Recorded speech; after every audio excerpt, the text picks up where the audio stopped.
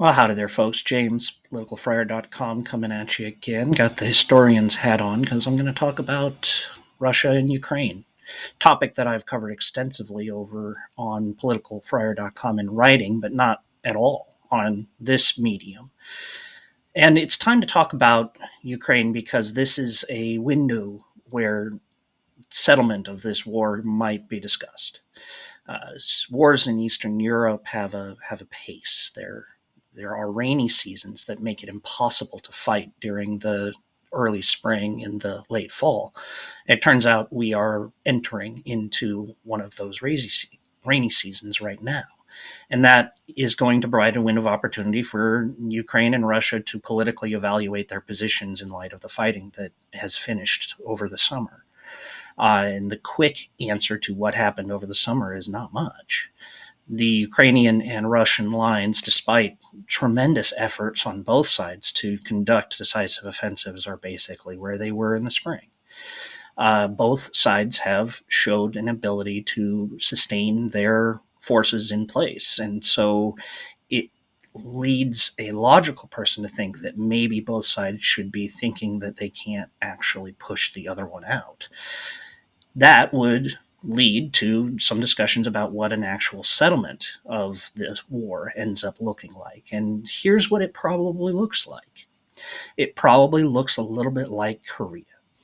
See, North Korea and South Korea fought a full scale conventional war to a stalemate. And in 1951, the lines on the map basically stopped moving. And it was 2 years until both sides decided that they had enough dying to be discouraged from trying to move that line. But that logic led to an armistice that has lasted for 60 plus years. It's not peace, but it's not war. And it's better to not war if you can jaw, as Winston Churchill taught us so long ago. So here's what it looks like. It looks like they stopped fighting in place.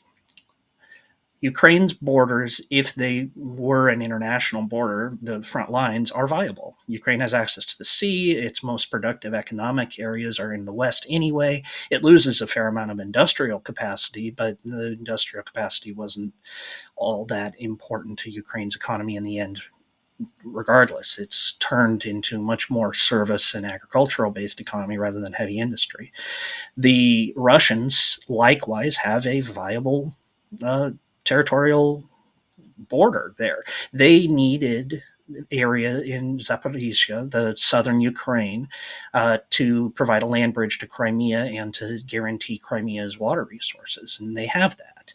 So both sides could stop here.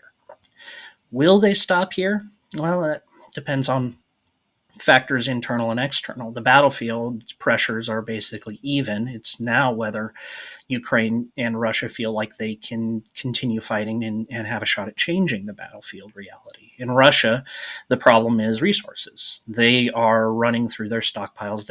They shot 10 million artillery shells last year, and they're only building 2 million. So they're going to run out of ammunition eventually. They can get more from places like North Korea and Iran, but it's a well that they're eating faster than they're refilling. Ukraine has a similar problem, although it's more political than military industrial. So Ukraine's resources come from outside, come from Europe and the United States, and Europe and the United States have both paid Ukraine roughly $100 billion each, and Ukraine will need another roughly 100 $200 billion to keep the war going for another year.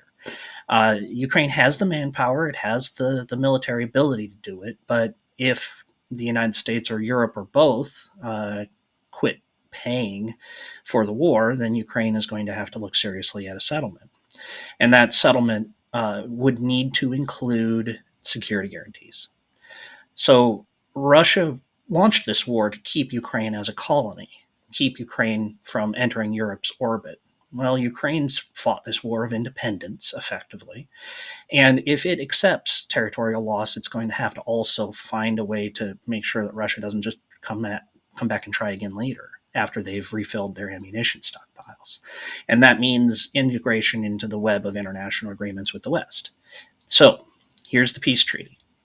Russia gets the land that it's got.